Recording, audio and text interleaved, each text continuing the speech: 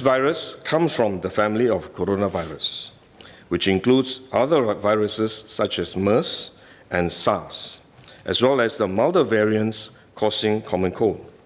The medical consensus at this moment is that the novel coronavirus is more transmissible but appears less deadly than SARS. Evidence suggests that the rate of human-to-human transmission of this virus appears to be higher than that of SARS.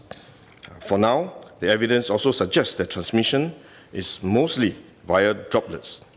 What this means is that the virus is carried within droplets emitted from an infected person over a short distance, such as when a person coughs or sneezes. If these droplets come into contact with the eyes, nose, or mouth of an individual, directly or indirectly through hands that have come into contact with these droplets, the individual may become infected. To clarify, there is no evidence currently to suggest that the virus is airborne. There are other viruses, such as the chickenpox, which can easily be transported via air currents and do not require droplets to contact the eyes or nose. The novel coronavirus is not in this category of viruses. The novel coronavirus could also transmit through surface contact. Let me explain. When a person sneezes or coughs, the droplets fall onto the surfaces of tables and chairs, and the virus may remain alive for up to a few days. When someone else touches the surfaces of these tables and chairs, the virus can be transferred to his hands, and if he then rubs his eyes or nose without washing his hands, he may become infected. So we should wash our hands.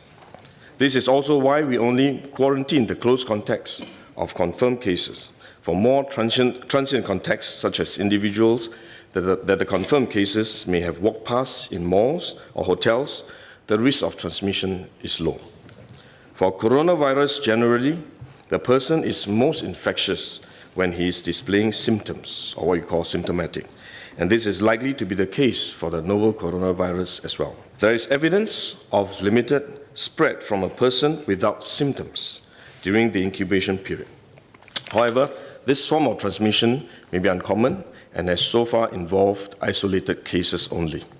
At this point, the evidence still points towards higher transmissibility when the person is displaying symptoms.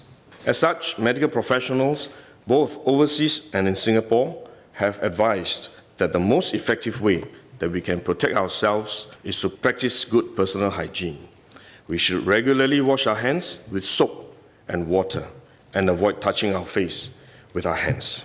These may sound simple, but actually they're very difficult to do because all of us touch our face all the time. Even at a meeting when we have on this ministry task force, while I was speaking, I was touching my face until Minister Lawrence Wong nudged me with his elbow and said, "Stop touching your face."